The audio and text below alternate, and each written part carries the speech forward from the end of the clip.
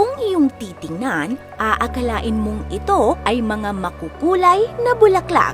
Napaka-colorful. Pero kung iyong izo-zoom in, magugulat ka dahil ito pala ay mga bisikleta. Welcome sa libingan ng mga bisikleta sa China. Halos lahat ng syudad sa bansa ay merong ganito. Nasa 25 million na abandonadong bisikleta ang nakahimlay sa mga libingang ito. May mga sira na pero karamihan ay bagong-bago pa. Ang graveyard na ito sa Xiamen City ay gabundok ang pinagpatong-patong na bisikleta. Sa sobrang taas, napakaliit ng tingnan ng tao. Sa Wuhan naman, halos matabunan na ang strukturang ito. Punong-puno rin ang graveyard sa Shanghai. At hindi lang yan, milyon-milyon pa ang nagkalat sa mga daan, damuhan, ilalim ng tulay at maging sa ilog. May mga bisikleta ring halos matabunan na ng mga damo. Pero alam mo ba, hindi naman ganito ang sitwasyon ng mga bisikletang ito noon.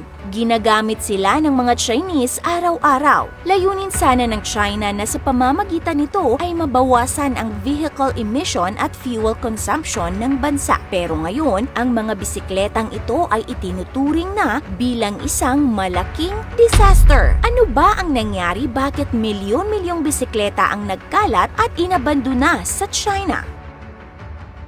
Dati nang naging popular na uri ng transportasyon sa China ang mga bisikleta. Minsan na nga itong kinilalang Kingdom of Bicycles noong mga dekada 70 hanggang 80. Pansamantalang napalitan ito ng mga kotse pero muling nanumbalik ang pagiging bida ng kalsada ng mga bisikleta nang mauso ang bike sharing. Taong 2016 nang nauso ang bike sharing o bike rental sa China. Mas pinadali at naging convenient ang pagrenta dahil sa makabagong teknolohiya. Maaari mong makita sa isang app kung saan merong available na bisikleta at gamit din ng app ay pwede mo na itong i-book at bayaran. Napakamura din ang rental fee na maaaring umabot lamang ng 7 US cents o nasa 3 pesos kada kalahating oras. Kaya itinuturing itong sulit na alternatibo sa pagbabiyahe at mabisang solusyon din sa masikip na trapiko. Pinapaboran din ito dahil maituturing na environment friendly dahil nga sa nababawasan nito ang emission at fuel consumption. Kaya naman mas pinipili bilang alternatibo ang paggamit ng mga shared bikes lalo na para sa mga malapitang biyahe lamang. Dahil sa lumalaking demand, umabot na rin sa mahigit 70 ang mga kumpanyang nagtayo ng bike sharing business sa China. Bawat kumpanya ay may kanya-kanyang designs at colors ng mga bikes. Pagdating nga ng 2018 ay mahigit 20 million na ang mga shared bikes sa kalsada ng China.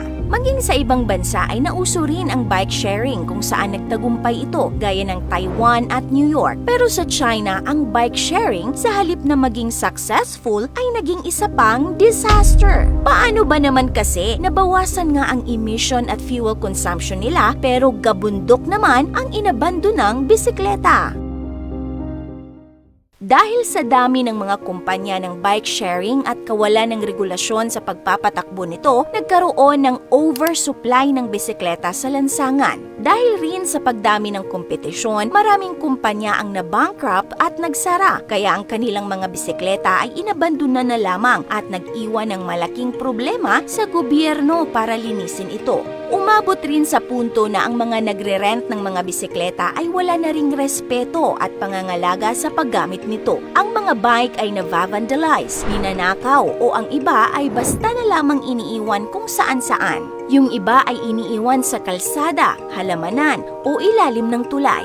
Minsan nga raw ay umabot sa mahigit 3,000 ang bisikletang natagpuang inabandona sa ilog ng Southern China. Ito'y ikinagalit ng ilang mga Chinese dahil minsan ay nahaharangan na ang daanan sa sobrang dami ng bisikleta. Pabaya at abusadong mga gumagamit. Walang maayos na patakaran ng mga kumpanya, kawalan ng regulasyon ng gobyerno na inantay munang lumala ang sitwasyon bago solusyonan. Ito ang mga naging kontributor kung bakit ang dating buhay na industriya ay nagatid sa mga bisikleta sa libingan. Ayon sa South China Morning Post, nasa 25 milyon na abandonadong bisikleta ang nakolekta ng mga lokal na opisyal para dalhin sa mga graveyards noong 2020. Ang filmmaker na si Wu Guoyong ay nakuna ng iba't ibang bike graveyards sa China.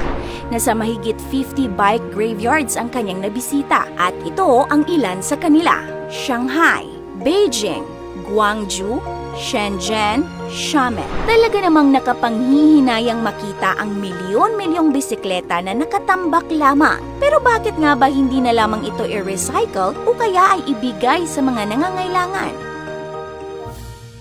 Well, yung iba naman ay idinudonate sa ibang bansang dumanas ng natural disaster. Ang kumpanyang Ofo ay nagpadala noon ng 600 na bisikleta sa Puerto Rico nang masalanta ito ng Hurricane Maria. Pero yung mga kumpanyang na bankrupt ay kailangang isoli ang mga deposit ng customers, pero may mga kumpanyang hindi ito mabayaran. Kaya kung ang obligasyong ito nga ay hindi nila magampanan, paano pa nila i-claim ang mga naabandonang bisikleta kung saan sila'y gagastos pa? Hindi rin daw reasonable na i-donate sa ibang bansa ang mga bisikleta dahil sa mahal na shipping cost at magiging problema din daw ang pagkuha ng mga parts sa pag-repair nito dahil pagmamay-ari ng mga kumpanya ang disenyo ng mga parts at sila lang ang pwedeng mag-provide nito. May mga bisikletang mahirap din daw i-recycle dahil mahal ang pagtanggal sa mga GPS at ductless locks nito. At meron ding maging ang mga gulong ay mahirap tanggalin sa frame.